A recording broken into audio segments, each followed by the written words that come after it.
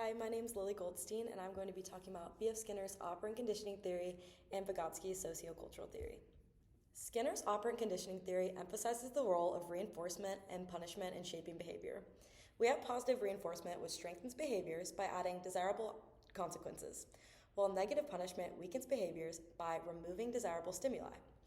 These principles are fundamental in understanding how behaviors are learned and modified in various contexts, including education, parenting, and therapy. Using a reward system for people makes them more likely to do an action again if they get rewarded and vice versa. For example, using a positive stimuli involves positive reinforcement. So, if you get a good grade and your parents offer to pay you for each A you get, you will want to keep getting good grades. It's an incentive to make you want to act more to the desirable outcome. Or if you win a soccer game and your mom takes you out for ice cream, these rewards increase desirable behaviors, not harmful or negative ones. Now on to negative reinforcement, which, explaining this conditioning theory, we remove or avoid negative stimuli to increase the likelihood of a desired behavior to occur again in the future.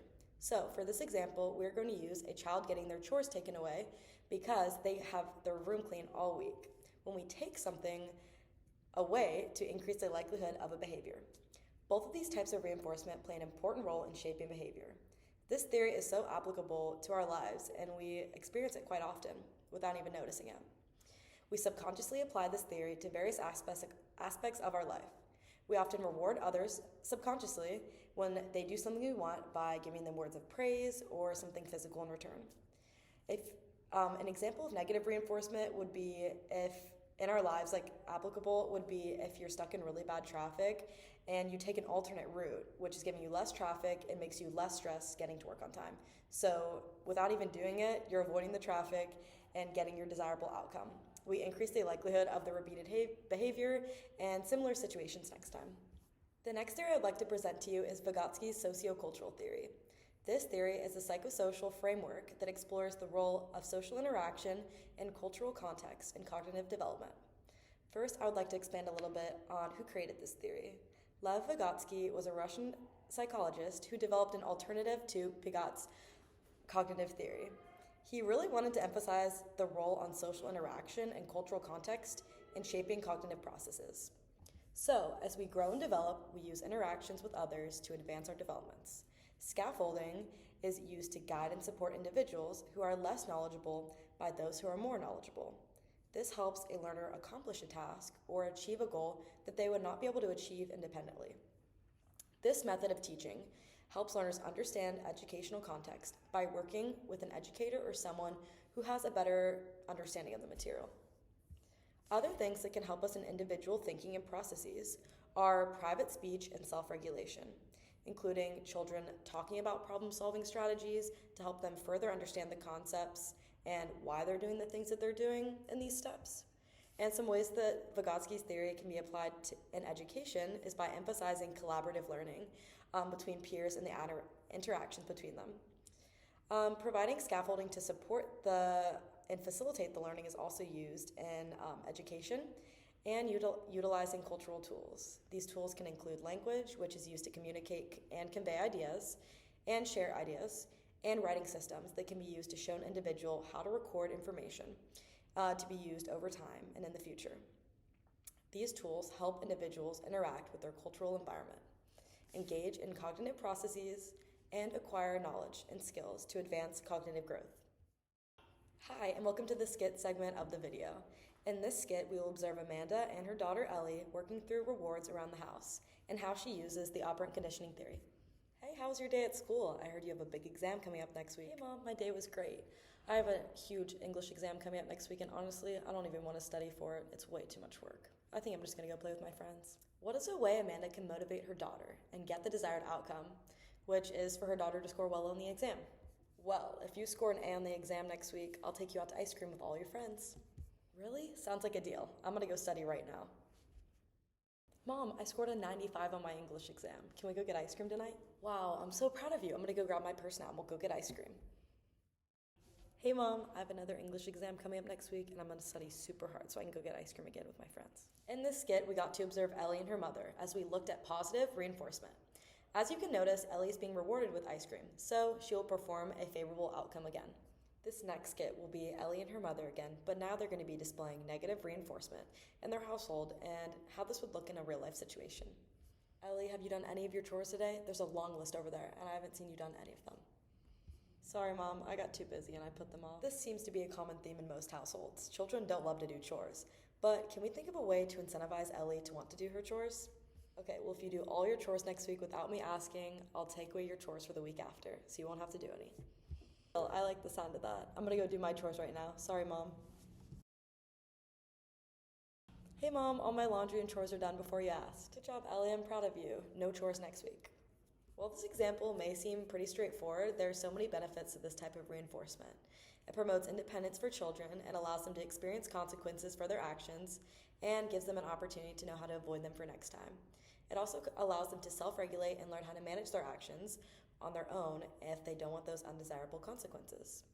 It also teaches them the cause and effect of their actions. In this situation, Ellie knew if she completed her task promptly, she would get rewarded, and this is an important concept in understanding the responsibility and accountability.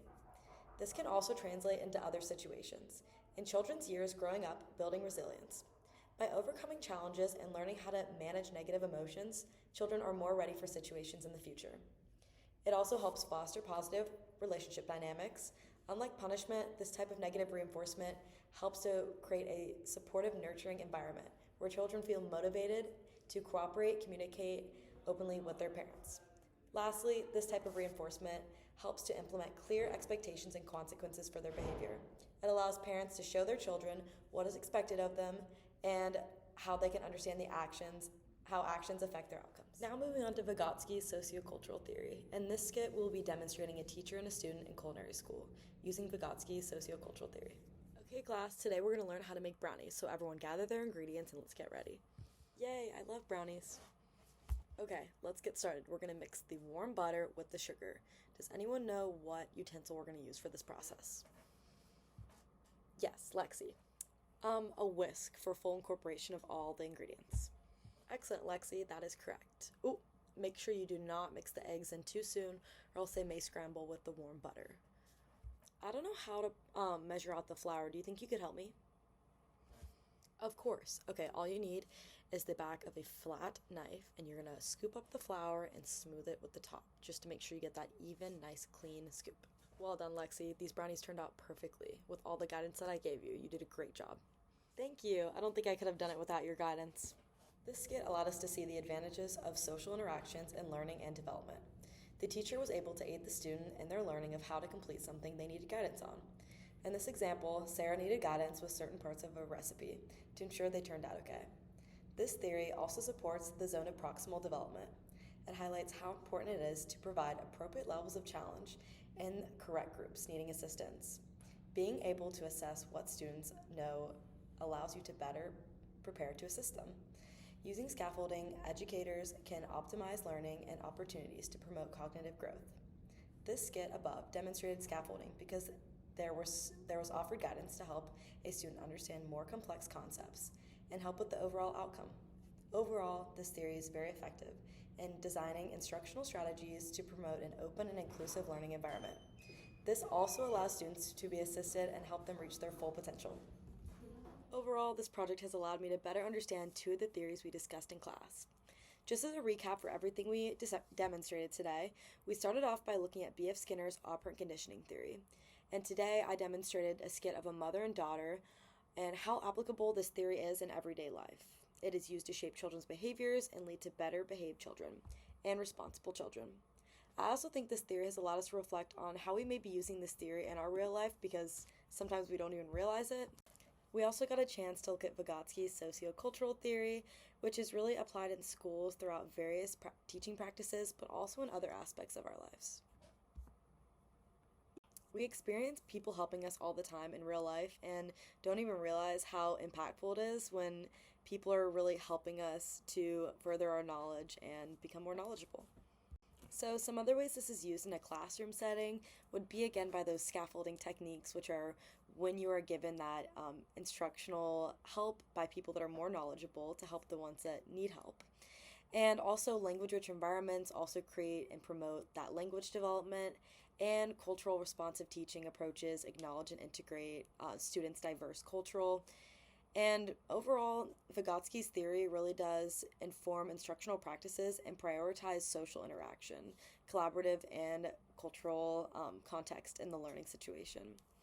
And it really does help to engage students and understand and help with those achievements at school. And that wraps up the video for today. I really did get to learn more about each of the theories, and really acting out both sides of the situation really gave me a better understanding of what kind of goes into each side of the theories, because there's always that more dominant parental or teacher situation, and then there's always the less knowledgeable. So I did get to play both of those roles today to better understand what it's like in both situations on either side.